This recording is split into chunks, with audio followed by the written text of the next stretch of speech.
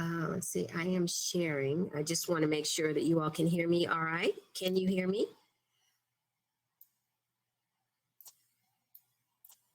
Hello, Sharon. We can hear you. Okay.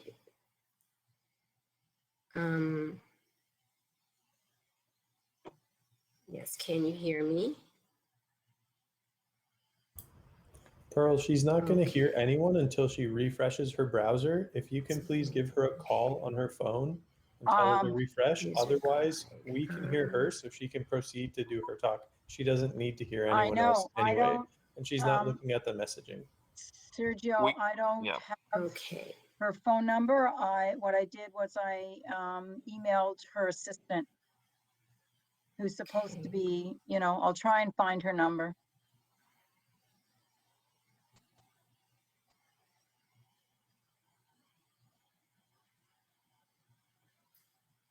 Okay.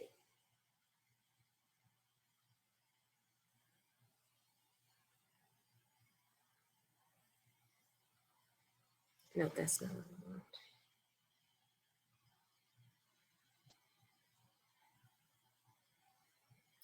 Okay, I'd like to read the instructions on what you need to do for today for your Kudo connection. Just can't find them.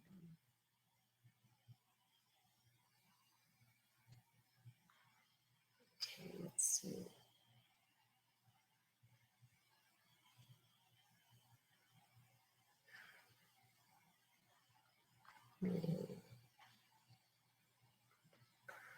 Presenter.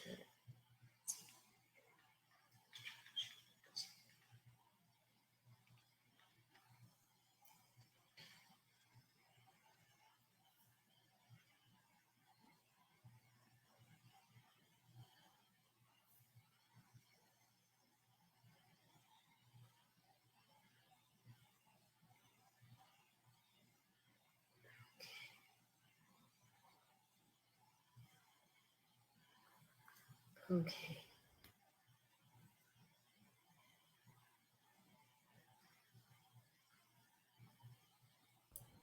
Sharon, this is Sergio. If you can hear me, you're live and good to proceed.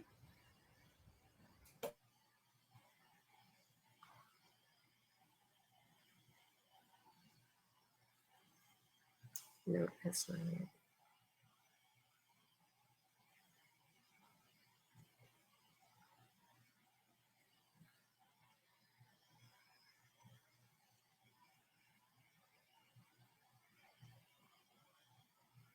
Okay.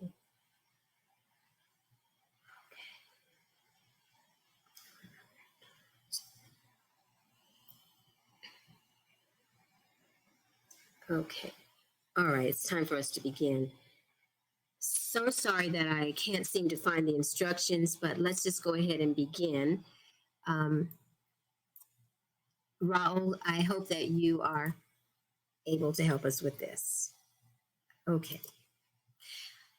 We're going to be talking today about crimes against children with unexpected digital connections.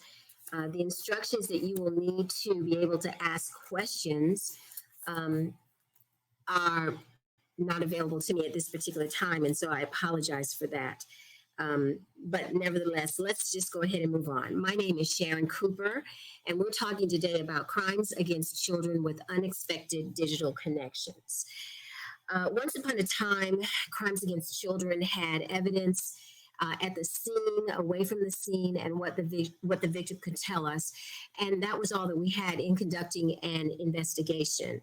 However, things have changed significantly. What we see now is that digital evidence is now presenting extraordinary facts that support that most types of crimes against children may have a technology connection, in fact. And so we have to be prepared for that opportunity. Child neglect, physical abuse, fatal child abuse, psychological maltreatment, and medical child abuse, formerly known as Munchausen syndrome by proxy, are all now showing potential digital evidence that can confirm the motives and or intentional nature of a crime as compared to caregiver ignorance or other defenses in crimes against children. So let's talk for a minute about an example, the perfect adoptive family. Let's talk about this particular case. I want to show you 3 pictures. Okay, Pearl cannot hear me. All right, so let me go back. Let me go back to the beginning. Okay, let's see. Okay, can't hear me. Let's try again. Testing, can you hear me? All right, let's start all over again. You cannot hear me. Volume is fine. Okay, let's stop sharing. And let's see. Okay.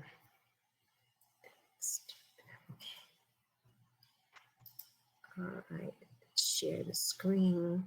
Go to Windows. This share. Can you hear me? Hey, Sharon, can you hear me now? Testing, can you hear me? Let me just make sure that you can hear me.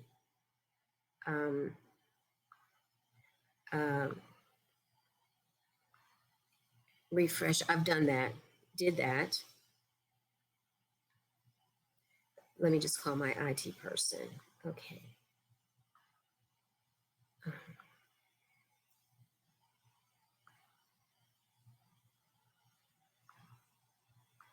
Okay. Sorry.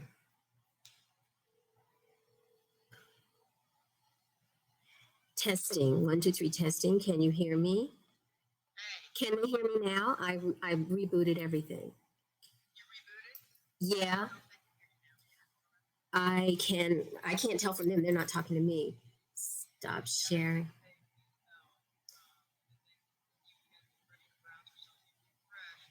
I did. I just did, but I can't tell from them. I had to. Okay, you want me to hold on? What do you want me to do? Okay. That sounds good. Sure, no problem. Hang on. All right, let's Sharon, see. Sharon, can you hear me? Can you testing 1, 2, 3 testing? Can you hear me? Testing, can you hear me? Testing. Oh, I know why. Okay, let's see. Let's try again. Okay, testing. Can you hear me? Testing. Can you hear me? Can you hear me, Sharon? It's Pearl. I can hear you. I can hear you. All right, we're good to go. Can you hear me? Okay, all right. Can you hear me no now, problem. Sharon? Yes, Hello? I could. Hey, yes, Raul. Are you ready? Yeah, we have been trying to get to you. I'm sorry for the last 10 minutes. You're not able to hear us. It's that way, but we are able to hear you, so you're good to go. Okay, I just wanted to make sure. I couldn't find the instructions anymore for some reason. I was looking at it on my cell phone. Can you tell me where I can find the instructions so I can give it to them again? For this case, you send the instructions to her email. Is that correct?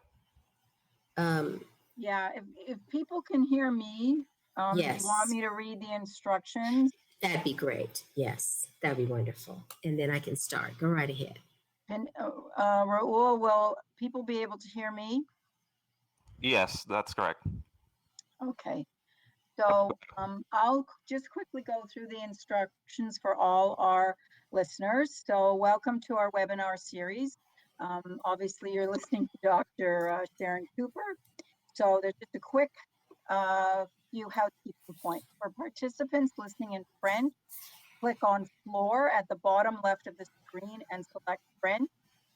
To see and follow along with the PowerPoint presentation in English, click presentation on the top left of the screen. To follow along with the presentation in French, download the French version of the presentation by clicking on documents on the right.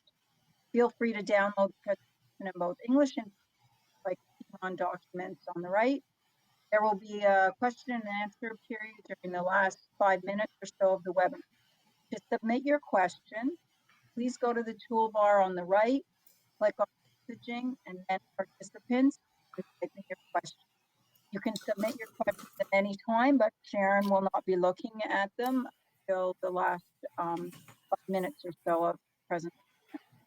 If you are watching this webinar in a group, please enter the number of participants by clicking on messaging and then participant. Thank you, Sharon. You're good to go. Okay, thank you very much. Sorry for the technology challenges. It's a pleasure to talk with you all again today, and we're talking about crimes against children with unexpected digital connections. So once upon a time when children were victims of crime, we just could look at a crime scene and interview the child, and that was pretty much all that we could do in the efforts to try to find out what may have happened. But today, there's a lot of times that digital evidence is present, and extraordinary facts can be found by looking for a technology connection. This is not just within the context of sexual abuse crimes against children. It's also true in child neglect, physical abuse, fatal child abuse, psychological maltreatment, and medical child abuse, which used to be called Munchausen syndrome by proxy. They're all now showing potential digital evidence that can confirm the motives and or intentional nature of a crime as compared to caregiver ignorance or other defenses in crimes against children. Let's talk about the perfect adoptive family. I'm going to tell you about a case that I worked in where in these 3 pictures, the first picture on the side where the 4 girls are sitting together, the little girl whose eyes are not blocked out is who we're talking about. There was an adoptive family. These 3 girls were all the biological children of the mother in that family. This little girl was adopted at the age of 4.5. And after she came to their care at 4.5. And after about 6 months in their care, they brought her to the pediatrician who found that she was pretty underweight and had recommended increasing her calories with nutrition. They came back a month later and the little girl had gained weight adequately and the pediatrician was pleased. And that's the last the pediatrician ever saw the child. The child on the other side of your photo is the child shortly before her death from starvation. You can see right away how severely malnourished she is. And this occurred over the next 11 months. And the picture in the center is the crime scene that no one would have thought about unless you recognize the nature of this kind of intent. This is an alarm on the door of the child's bedroom and the plug-in for that alarm. And it let us know that every time this child tried to leave her bedroom to search for food, which was usually at night, the door would alarm. But in addition, when we have starvation crimes, those are almost never accidental. And I use the term crimes as compared to just totally impoverished people. In this particular case, there was quite a bit of text messaging between the mother and the dad to explain the intent that they had at not giving her any food. When we went to trial on this child homicide case, an entire 3 days was spent going over text messages from the mother to the father and the father to the mother back. And at the end of that whole presentation of all of that digital evidence where the mother frequently referred to the little girl as a bitch, how she was really angry with her, how she had been choking her because she had interrupted her sleep, lots of things of that nature. In the end, both the husband and the wife got life in prison for having killed this child through starvation. Child homicide sometimes, though, doesn't have images of a child just wasting away. In that particular case that I just presented, they had taken pictures of all of these children once a month, celebrating whatever the month was important for, such as Thanksgiving pictures in November and pumpkin pictures in October, etc. So I had the opportunity to see her getting thinner and thinner through digital evidence. In this particular case, though, there wasn't a lot of digital evidence in this particular little boy's demise, but quite a bit had gone on. Most of the evidence in this particular case involved text messages. So let me tell you about this little boy whose name was Marcus. He was 9 years old when he and his mother and sister came to join the mother's boyfriend at a military installation. They came posing as his wife and his 2 children. And so they had an opportunity to move on to the installation. Very shortly after he was there, the boyfriend father, who was not his father, started forcing him to do marching around the living room where he had removed all the furniture and put a heavy rucksack on his back for up to an hour. How do we know this? We had videos of this found on the boyfriend's telephone. He was heard in these videos to be yelling at the child to march faster, to keep his head up as if he was a drill sergeant. And these recurrent videos were time-stamped within 2 weeks of the child arriving at the soldiers' quarters. The cell phones of both of the adults in this case contain a lot of specific instructions on food withholding of the victim child. The mother would send a text message and ask permission if she could give the child more food. It had been a day since he'd had anything to eat, and the offender would immediately deny the request. The conversations also indicated the number of weeks that the child was kept locked in a room intentionally that had no furniture. They had removed all the furniture. The offender had also reversed the doorknob. That's always a huge sign. I always bring it up to social workers who are going to be doing an inspection of homes to make sure that there isn't evidence of reversal of the doorknobs. This is the way that an individual can lock a child in and the child cannot get out. This child did not survive for more than 9 months before all of this was over. And the last of the videos of this little boy were taken in a bathroom like this, where he was skeletal. He was having diarrhea, as starvation often does cause in individuals with no food. And the offender had made an audio and video of the child standing up from the toilet, having gone once again because of all of the diarrhea that he was having, and berating him as being a wimp and a loser. The digital evidence also facilitated our being able to actually calculate how many calories this child was actually getting. Mother had to report exactly what the child was given, and often the offender would forbid any food for at least 1 to 2 days. And these text conversations allowed me to make caloric assessments so that we could understand why the child was so emaciated. On average, this child had less than 500 calories a day. And in fact, he often didn't have food every day at all. He had food every other day. So if you can imagine having 500 calories on one day, then nothing the next day, and then 500 calories the next day after that, you can understand why it was that this individual, both of the parents were found guilty of child homicide when the child died. The community was canvassed after the death of the child. The children had been homeschooled, and sometimes the mother would take them out to walk in the neighborhood. And when the police canvassed some of the neighbors about what did you think when you saw this child outside, one neighbor said, "I thought the child had cancer, and I didn't want to make the mother feel worse when I saw him out trying to walk with his sister. He could barely make it." So you see, it was very clear that this child was starving to death. And despite that fact, the caregiver was unwilling to do the right thing and save his life. We also can see technology evidence in battered child syndrome cases. Here is an individual child who is a 4-year-old, and this x-ray is taken in the operating room. He has those little arrows are pointing to free air that are above the bowel. In this particular child. In other words, he had a perforation to his bowel and was on the operating table when he actually died. I had the opportunity to interview his 6-year-old sister, who talked about the fact that this little boy had gotten into trouble the evening before and had interrupted his stepfather, who was video gaming. So was his mother. When he interrupted the stepfather had punched him and in the stomach. And from then on, the little girl told me all about how he, after a while, couldn't stand up, how he started vomiting, how they couldn't stop their mom and their stepdad from playing video games for the rest of the night. And she described this little boy all the way to the time that he was just about dead.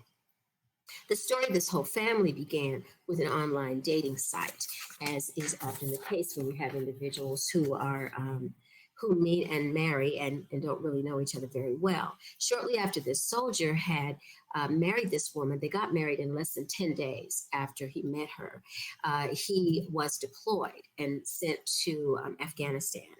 And so when he came back from Afghanistan, he had PTSD and he had anxiety and depression. And when that happens, this explains how the intolerance on the part of that individual. When he came home, he and his wife spent a lot of time, as they had before they ever met, online, not in the same rooms in the apartment where they were living. So there were 3 little children, the oldest of whom was 6, a 5-year-old and a 4-year-old.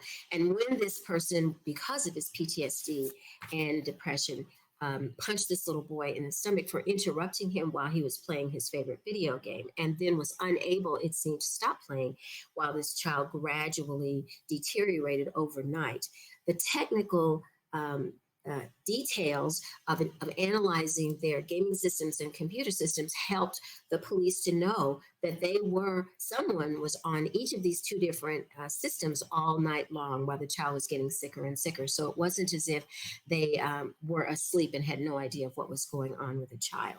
So these kinds of technology clues are really helpful when you're looking at fatal child abuse. What about the situation of children who are reported as missing, but may not necessarily be missing? A staged missing child abduction. This was a case of a woman who had had a baby and whose boyfriend was a soldier also who deployed. And while he was gone, the little baby, which was his first child, was in the sole care and custody of the mother.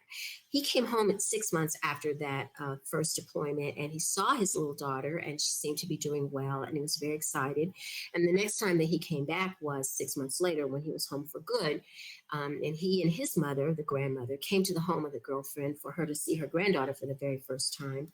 The mother is sitting in the living room with her mother, who goes back to the bedroom to bring the baby in, and then begins screaming and saying someone had taken the baby. They all rush to the room. The window is open. A little pink sock is on the floor. It looks for all the world like an infant abduction. The baby would have been 11 months old at that time. Fortunately, when the police came, they searched the home really carefully, and they went all the way up into the attic, and what did they find? But the bones of this child in a plastic bag. Because they were just disarticulated bones that were sent to the medical examiner's office, the medical examiner could not really tell what was the cause of death. The mother described that she came in and just found the child unresponsive, like a SIDS, or sudden infant death syndrome, was afraid, and put the child's body in a plastic bag and put it up in the attic. However, the medical examiner's office sent the bones to an archaeology department at UNC Chapel Hill, and they were able to look at the degree of nutrients and vitamins in the bones and found that they were so leached, it was clear that this child died of malnutrition and starvation. So the mother then finally did acknowledge that she was gaming, and that's how she met the soldier in the first place, and that she would game on the average of 16 to 18 hours a day, and ultimately did not feed the child adequately, and the child died. So this is another example of where, if you look at a case very carefully, you can look at the information, and you can really get a better feel for what's going on by the use of technology. Now, what about Munchausen syndrome by proxy, which has numerous other names these days? It was, for one point, changed to medical child abuse, and that's what many physicians refer to this now. But it also has been called pediatric condition falsification syndrome. There were several other monikers for this particular disorder, but research has shown that Munchausen by internet is a dynamic that enters into Munchausen syndrome by proxy. This particular article talks about the fact that many times individuals go online, especially mothers, who are the most common perpetrators in Munchausen's cases. They go online in order to look up signs and symptoms and what kinds of rare disorders could a patient have that might in fact present, that they could bring into the doctor's office as being something wrong with the child. This is a different article that was also published regarding the role of online blogging, caretaker blogs in caregiver fabricated illness in a child, a window into the caretaker's thinking. This article was extremely helpful in a case that I had involving Munchausen syndrome. So this child was almost 16 years old. He was brought into my clinic. He had a face mask on. He was pushing an IV pole from the car through the parking lot into the clinic. And I said, hello, how are you doing? And he said, well, I know I'll be dying soon, but I feel pretty much okay, even though I know I'm going to be dying soon. It was really hard for him to believe that he didn't have a fatal condition, as his mother had told him. He had had 172 different doctor's visits in the last 3 years. He had had no oral feedings for 4 years. He had 2 younger siblings, both of whom were being homeschooled, and the mom was escalating her behavior with these younger siblings as well. He was scheduled to travel to a Make-A-Wish site, I think it was going to be Disney World, because he was terminally ill. He had been homeschooled as well as his siblings, but there was no formal assistance with studies although his mother had taken him to doctors in 3 different cities. That's called doctor shopping, where he had all of these consultations. He had a tube in his stomach. He had a separate tube in his small bowel, and he also had an IV tube in an upper vein that he had had for 4 years. So he had IV central infusions. The mother spent years in online searches looking for the right symptoms to describe to unsuspecting doctors in order for more procedures to be done. He required more than 6 months in a psychiatric hospital once we rescued this child that had gastroenterology as part of their staff in order to be able to remove all of the IVs and tubes and get him back on oral feedings. And so he had a gastrostomy, he had a jejunostomy, and he had a central line up in his subclavian. And so this was an extremely good case that we were able to use to investigate by looking at all of the technology that the mother was using, all of her networking with other individuals to try to figure out the symptoms to provide for her child. Excellent way in understanding the technology of victimization. Let's talk about psychological maltreatment. For a long time, that term was kind of nebulous. We didn't really know what to call it, how to define it. The DSM-5 in 2013 provided a definition as acts by a child's parent or caregiver that results in significant psychological harm to the child. But these were always fraught with subjective interpretations in courts of law. So in 2013, the American Academy of Pediatrics gave us a wonderful document, which you can download from the internet, on psychological maltreatment. You just type in AAP, psychological maltreatment, and it will give you a definition that's really super helpful. There are 7 components to psychological maltreatment behaviors: spurning, terrorizing, and isolating patients, as well as exploiting them, denying emotional responsiveness, and giving them minimal mental health, medical health, or educational assistance. Let's go back to the beginning. The types of psychologically abusive behaviors that are associated with spurning include belittling kids, rejecting them, ridiculing them for normal emotions, singling them out, or humiliating them in public. Terrorizing is trying to really frighten a child and really having unrealistic expectations for that child, or threatening violence. And then isolating is a very important one. So we think of isolating a child. We didn't know what to call that, but it is a form of psychological abuse, confining them to an environment such as a closet, a cellar, not letting them leave the house, not letting them go to school, and exploiting or corrupting, encouraging them to perform illegal acts, restricting them from having autonomy, or even interfere with their ability to have normal cognitive development. Denying emotional responsiveness, that parent who ignores the child, provides little warmth or nurturing, doesn't praise the child. And then, of course, limiting the child's access to health care or other reasons other than inadequate resources, and refusing to provide emotional, physical, or educational needs. So I'm going to just say a couple of words. I've just put this all together in one slide, but I went through them all for you because I wanted you to understand each of these types of psychologically abusive behaviors, and they are in your PDF. So how can these types of maltreatment have a digital component? Well, let's take the child who's not getting good grades and the parent is upset because they feel they're not studying enough. Or in this particular child's case, he got a ticket for speeding. He was stupid for driving over 100 miles an hour. And this parent made him wear a sign out on the highway, the side of the road, for other people to see that he was stupid for driving over 100 miles an hour and getting a ticket. Well, it's bad enough for people to be driving by, bonking their horns as this humiliating experience is made available. But of course, it always gets worse when it is memorialized and then placed on YouTube or on the internet. That only makes psychological maltreatment so much worse. This is a case of terrorizing. This is what was in the closet of a child, a 3-year-old child, who was admitted to our hospital with closed head injury, unconscious. When we did a CT scan, she'd had a small bleed on the brain, but more importantly, she had a huge number of bruises all over her buttocks and back where she had been beaten with a weightlifter's belt. When she woke up, this child was particularly anxious.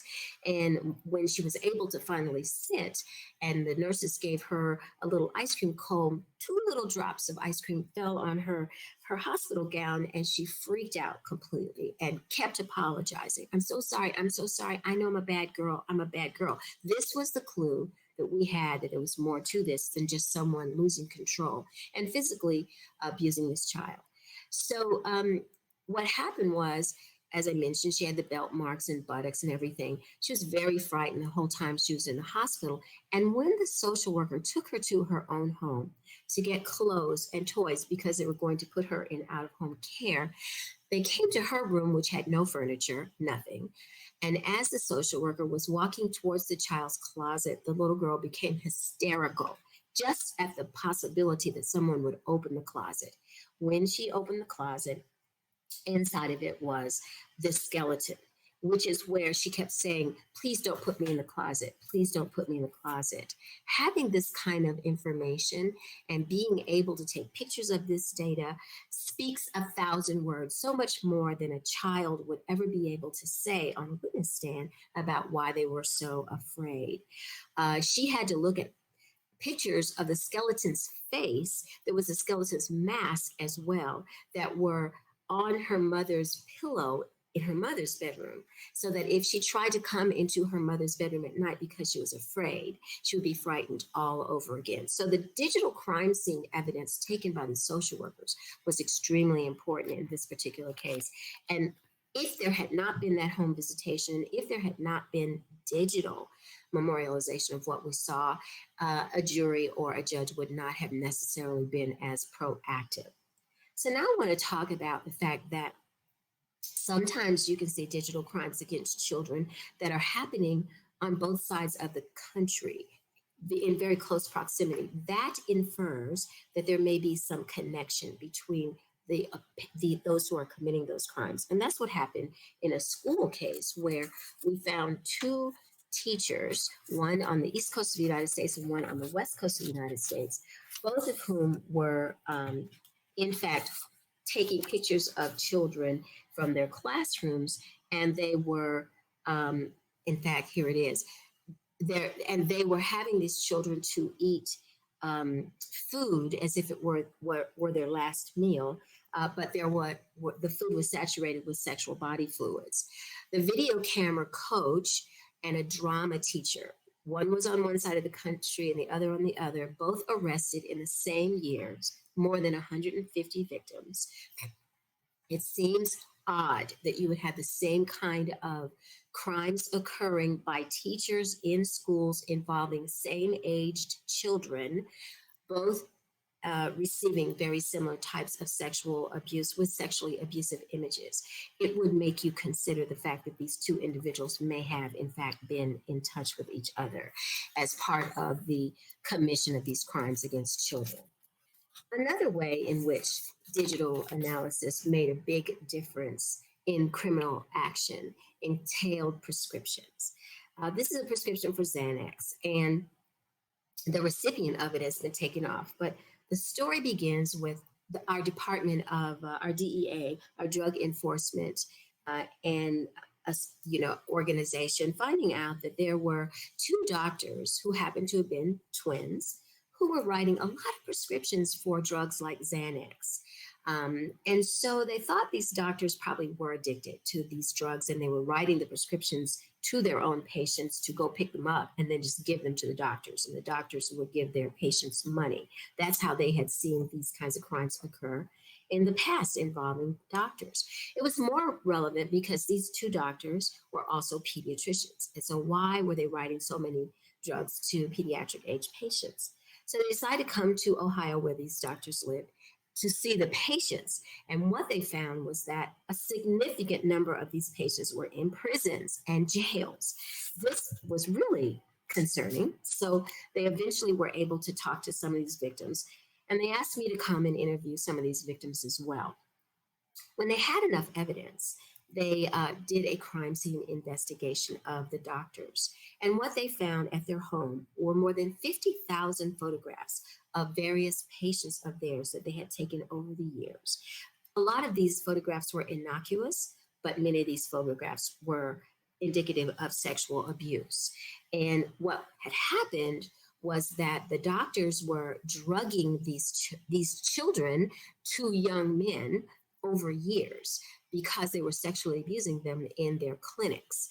And when the children, they were all boys, expressed how distressed they were about what was happening, the doctors were writing addictive drugs for them so that they would feel better, is how they said it. And so when we went to trial in this situation, it was a tough case because almost all of the survivors were criminals. And you know how hard it is to get systems to believe criminals, but they were all criminals of the same kind of crime, stealing in order to support drug habits. And they talked about what happened to them in this particular case. Amazing digital images that supported the testimony of the incarcerated victims. They all were 9 to 10 years of age when they started being sexually abused, and they were sexually abused still into their adult years. Very challenging. Another type of crime that we have seen happen, which is very sad, is that crime of negligent homicide, the worst case scenario when it's captured on video. We have in our country and in many countries a back to sleep campaign, which says that you should not put infants under 12 months of age to sleep on their stomachs because there's a higher incidence of infant death syndrome or sudden infant death syndrome because of this. The reason is because babies are often obligate nose breathers, and if you put them on their stomachs and bed clothing, etc., occlude their airway to a certain extent, they don't have the head and neck control to be able to lift their heads adequately and or roll over in order to breathe well. And so that's why since 1994 in our country, we've had a campaign by our preventive health service called Back to Sleep campaign. And this is because of research that was done in Wales that showed that they had the smallest number of sudden infant death cases in the world. And so we have my patient who was being cared for at a childcare center. One morning, he was 3.5 months of age. His mom brought him to the childcare center to drop him off.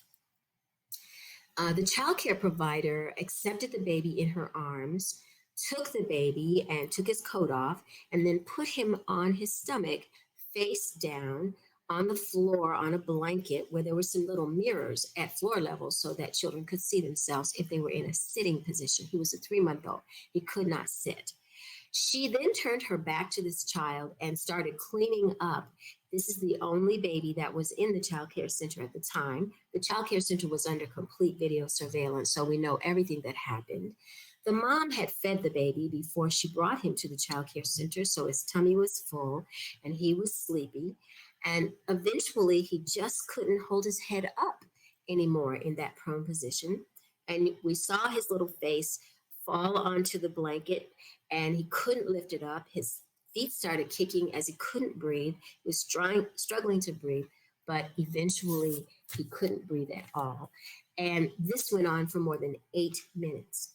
It was the first case in our state that was deemed by the medical examiner's office as a homicide by asphyxiation because this child had been placed in a prone position, was too young.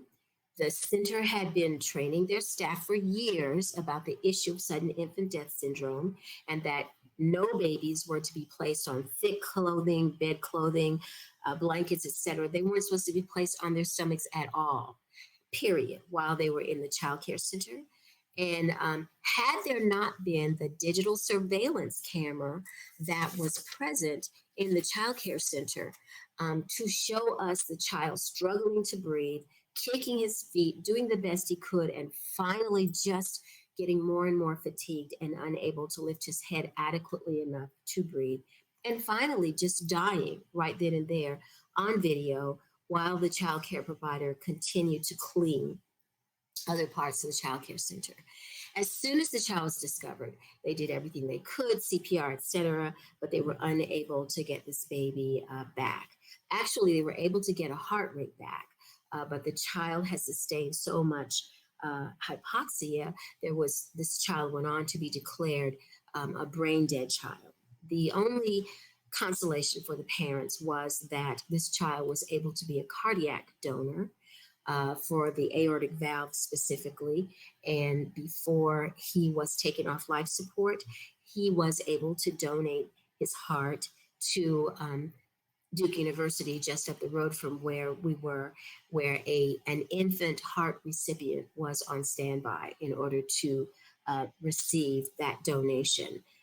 And I was with these parents quite a bit and afterwards, and this whole scenario is almost beyond belief, as you might imagine. So what I wanted to point out to you this morning then was that there are many types of child abuse that entail digital evidence. And the traditional child sexual abuse images that we usually think about, what we used to call child pornography, but we don't anymore because that term pornography infers voluntary modeling and consent. The traditional type of child sexual abuse images is only one type of digital information. And crime scenes now have more and more evidence, and it's important for us to be thinking about it and looking for it. The other types of child abuse that have digital evidence will include physical abuse, child homicide from physical abuse, medical child abuse, death by starvation, and even asphyxiation, which would appear as sudden infant death without digital evidence. I think the one other piece that is relevant after a child has died are digital crime scene photos, extremely important, particularly in scenarios such as bathtub drownings. If you come to a situation where a child has supposedly drowned in a bathtub, and the first person on the scene is able to describe and or photograph, preferably photograph what they see, some of the most important things would be, is the floor wet? Because in an accidental drowning, parents will come in, see their child unresponsive in the water, quickly grab the child up, put them on the floor, start trying to do CPR, and everything will be wet and soggy on the floor.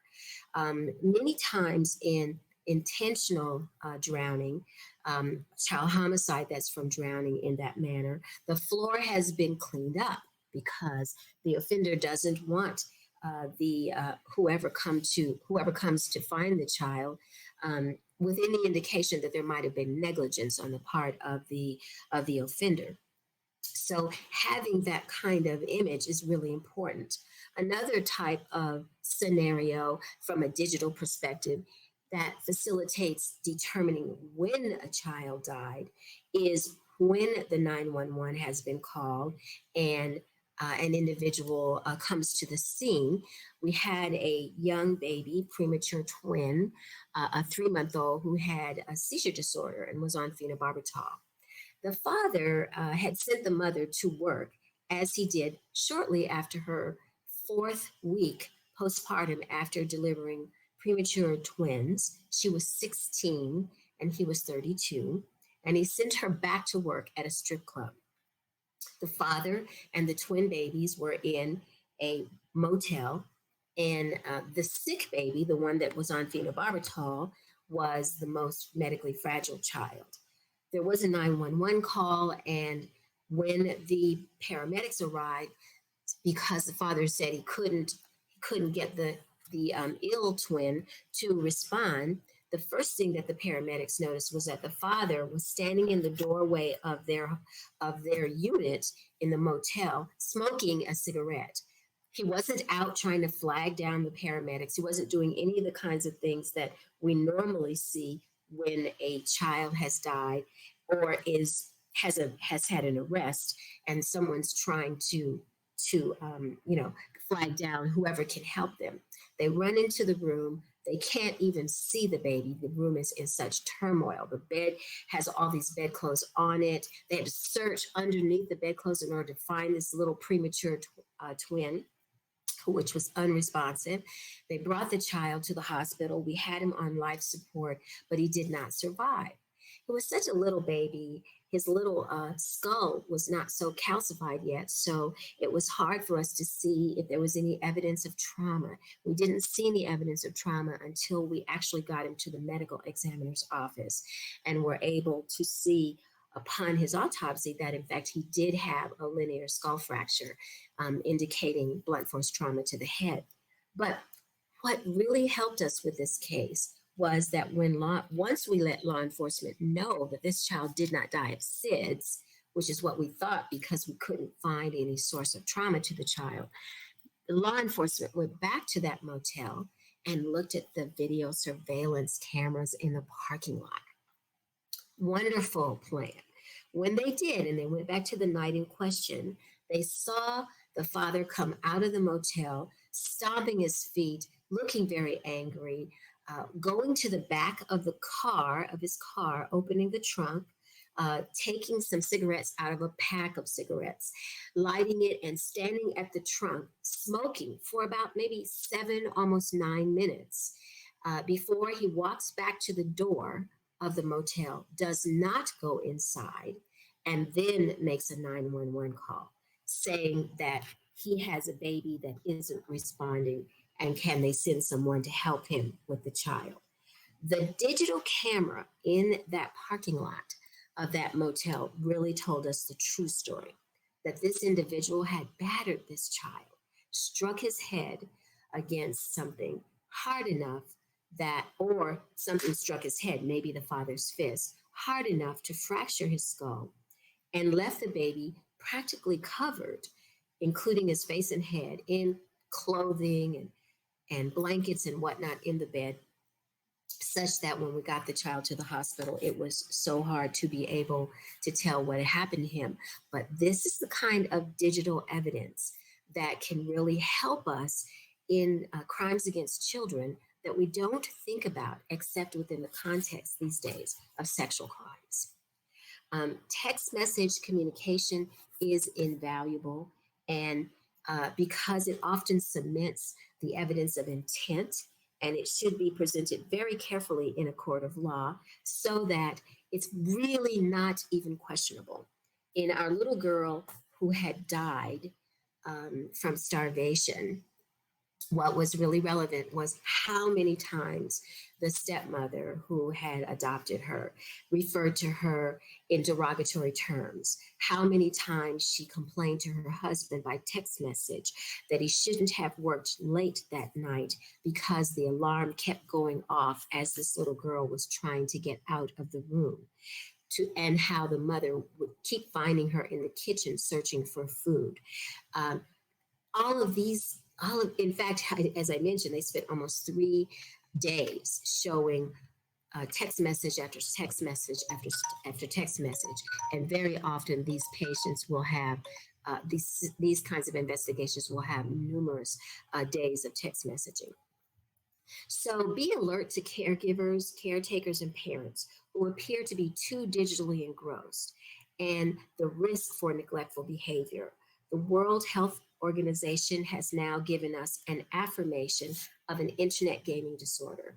And now there is an ICD-11 diagnostic code for gaming disorder. I've just, within the last week, seen it appear into my electronic medical record at our hospital. And I'm so grateful because I didn't have the right way to be able to communicate to other doctors about some of the video game addictions that I was seeing in my patients, particularly patients that have autism spectrum disorder. So know that this is a real dynamic, and the reason the World Health Organization affirmed that internet gaming disorder diagnosis is because of the presence of functional MRI changes of the brain, PET scan changes, positive emission tomography scans of the brain, and EEG changes to the brain on patients who have been chronic gamers and are now addicted to gaming. Monitor caregivers' express feelings towards children, and be alert to parents and or caregivers who have disdain, unrealistic expectations, a lack of empathy for a child, a need for power and control, as best you could tell, and finally, a vested belief in the value of punishment. These are the kinds of expressed feelings towards children that are red flags for potentially abusive and neglectful parents.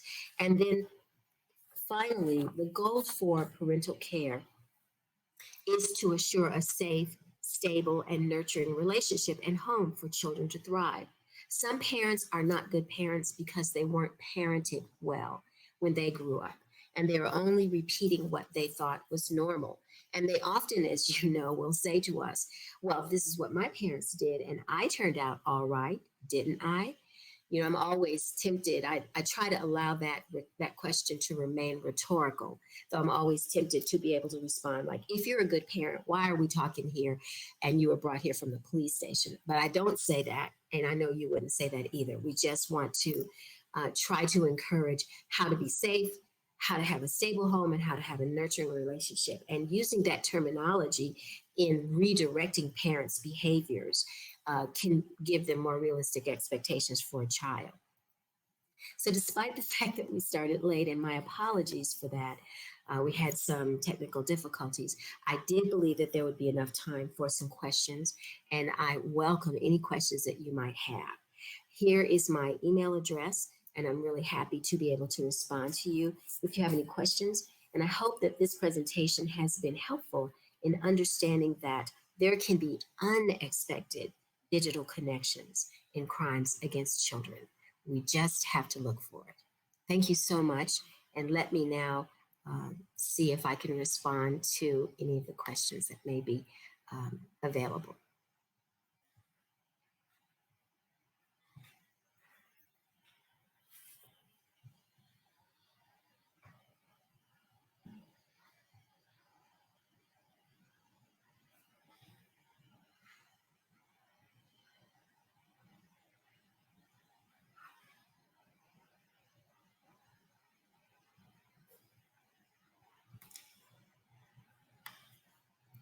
Let me know if you have any questions. I think we have about 5 more minutes before we'll get kicked off. And I certainly would like to respond to any questions that you may have regarding these kinds of issues or other issues related to technology.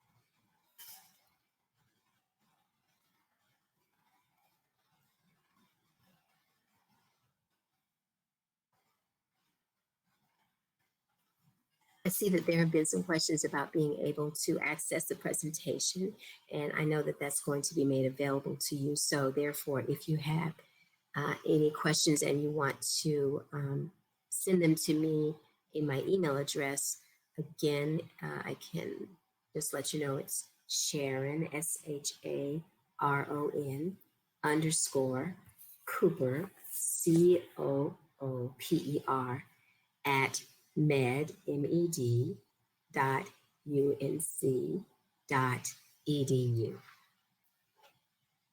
But I will remain for the next few minutes in case you have any questions or comments regarding some of the things that we spoke about today.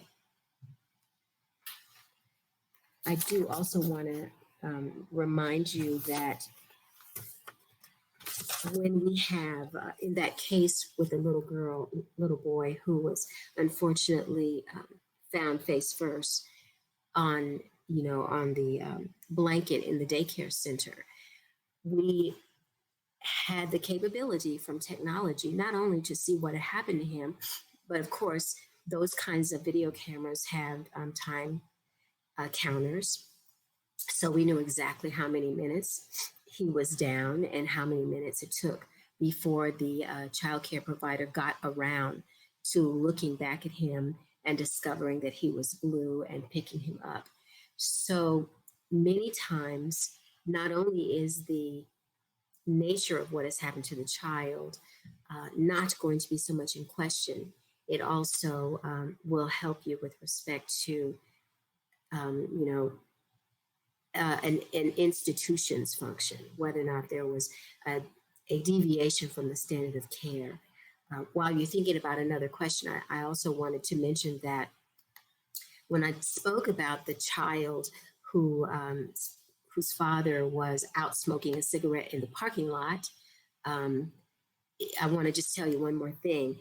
We had another child homicide where a mother mother of adopted children said that her child had thrown up in the back seat while he was in the car seat. He was a 3-year-old. Yeah, he was a 3-year-old. And so she pulled over and she laid him down and she called 911 for an ambulance to come. We didn't know at the time how profoundly injured this child was until an autopsy was done. But what was relevant from a digital perspective is that when the 911 folks arrived, first they took a temperature. They didn't first do a temperature, they started doing CPR, but eventually they had a temperature. And of course, his temperature was very low because he didn't just throw up. He had thrown up a long time before. The key thing in the paramedics' report was child with dried emesis on shirt. That was wonderful because we then knew right away the mother wasn't telling the truth, because if the child had just thrown up, we thought maybe there was an aspiration and this is why he was unresponsive. But in fact, he had thrown up a long time ago, and long enough for the emesis to have already dried on his clothing. And that made it a lot easier for us. Okay, I think I see a few comments here. Thank you so much. Very interesting presentation, things to think about in your practice. Yes, most assuredly. The question is, how do you manage my own mental health when I work with these kinds of nightmares? I definitely understand vicarious traumatization. And I used to overeat, like a lot of my colleagues have done over the years. But finally, I began to recognize that I needed to, A, take time out, B, compartmentalize conversations like these. I don't talk about this kind of stuff, every day to other people. I'm very involved with music. I play for my church and have for 30 years, so that's helpful. I also teach young children. I teach Sunday school. I find that that's very medicinal for me. And then I am pretty mindful these days. I used to have to be really, really super active physically because I was in the Army. It wasn't by choice. But after I retired, it wasn't good for me to be working out all the time. It was better for me to do yoga. And I do yoga. And I find that is exceedingly helpful for turning the chatter off in your head. And so I strongly encourage all of the listeners to make sure you have set aside your own self-help and self-care so that you can be as healthy as you can be when we deal with these kinds of difficult circumstances. And I truly appreciate your attention. You've been amazingly nice in all of our technology difficulties that we had in this situation. And I'm very glad to share anytime. Did I ever get access to digital media before the child dies to help save them? Yes, our child that was getting ready to go to Make-A-Wish Foundation, he was going to die. If we had not intervened with all of his ostomies, the biggest risk was the TPN line. And the primary doctor who'd been taking care of him didn't even know he had a TPN line because the mother had been doctor shopping and had gone to a different doctor. Nobody knew. He was shocked and appalled. We got the line out as soon as we could, in fact. I think we're down to 1 second. Bye.